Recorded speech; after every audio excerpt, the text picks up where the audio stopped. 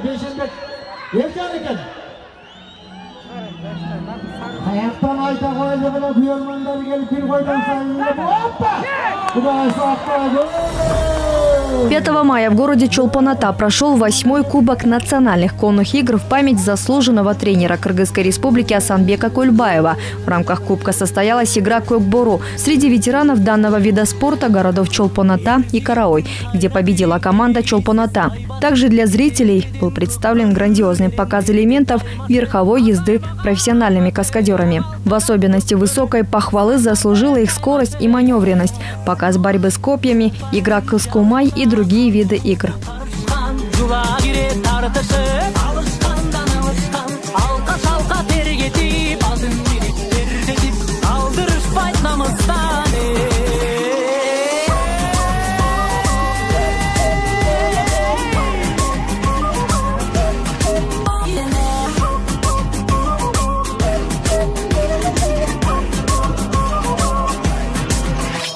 Ақсақалды атаңда, ағелешек апаңда, бар сүріп қиқырып, ол тұрышты қатарға. Ерлер мықты ойносын, елім көріп той болсын, айкөл манас қолносын. Мырзалардың бектері, жалдары көктөріп, ата салтын арытпай, алып келген көктөрі, ұрпағыңдың жанында.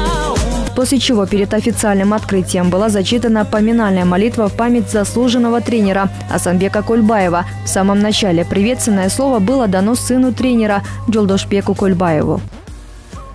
Ассаламу алейкум, урматтуу мекендештер, урматтуу бир туугандар, бүгүнкү оюндарга куш келиптирсиңер. Асанбек ата асыл тұқым чарбасының атынан кирип келген жаз майрамдары менен сіздерді құттықтап қоюға рұқсат беріңіздер. Барыңыздарға жақсылық, аманшылық, елімізде тынччылык болсын. Асанбек Кульбаев 8-чи ат ойындарын бүгін ачык деп жарыялайбыз.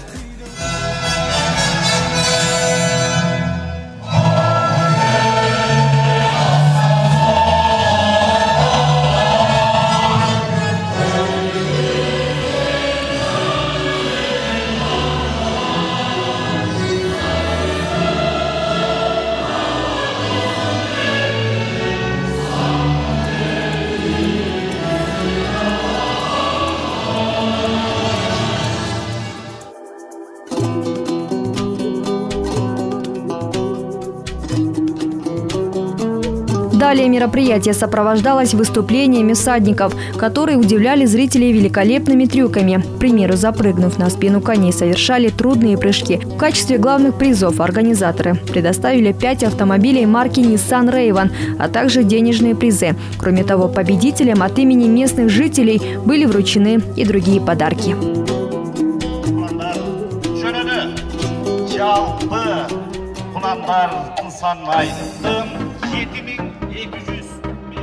После игры Көкбору взяла старт игра Кубань-Чабыш с участием 23 игроков. Кони совершали 4 круга, а точнее 7200 метров. Зрители с нетерпением ждали результата игры. Это было видно по бурным овациям на стадионе. Скакуны по кличке Либерал, Зара, Ракет стали победителями состязаний. В итоге победили 7 всадников.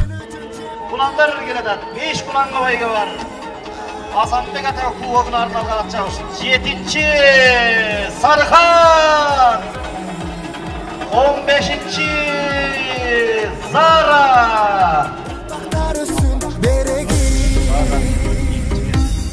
Анда бизе 3-чү орунду даяр болсо мына 1-чи орун Сархан. Кыргыздын ат оюндары илгертеден келаткан ар кандай түрлөрү менен. Здесь показывают национальные игры кыргызского народа. Организовали мероприятие на должном уровне. Данное спортивное мероприятие было организовано комитетом спорта, также помогли спонсоры. И районная администрация Иссык-Кульского района помогла обеспечить безопасность в стадионе.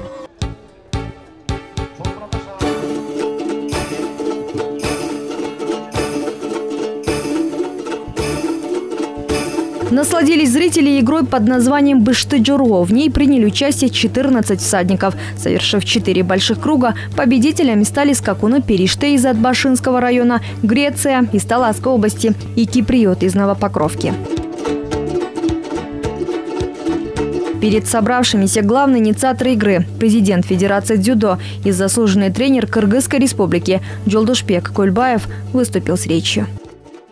Бүгін өзіңіздер көріп жатқандай Асанбек Көлбаевтың жарқын елесіне арналған 8-ші ат ойындары өтіп жатады. Сегодня, как вы видите, проходят 8-е конные игры, посвященные светлой памяти Асанбека Көлбаева. Перед началом игр кочевников проходят эти состязания. Сегодня в Кыргызстане конные игры совершенствуются. И я думаю, главные призы послужат для игроков стимулом. Отборочный турнир болып өтеді деп айтып қойсам болады.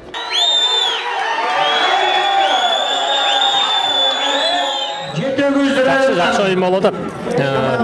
Екеудің аябай күшті команда бар екен, бірөөсі түптен келген бірдік командасы бұл Чолпон-Ата командасы. Мен Чолпон-Ата балет етіп отырмын, себеп дегенде самырлық 2 жігіт бар, Таштемир, Азат деген ошолорго балет етіп отырмын. Негіз жағылтабыз сізге? Ойын жақсы болды, жағылды. Сіз қайсы командаға балет еттіңіз? Біз Бирлик командасына балет еттік. Шындығында қайсы команда күшті? Шындығында Бирлик командасы күшті, ошон үчүн узуп атышат финал. Бирлик. Бирлик.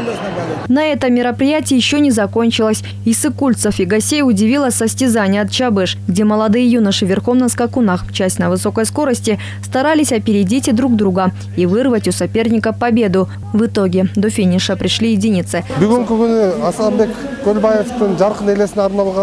Сегодня проходят конные игры, посвященные памяти Асанбека Көлбаева. По всей области по Кокбурю принимают участие 10 команд. Здесь демонстрируют разные виды конных игр. Подобные показы будут организовываться ежегодно.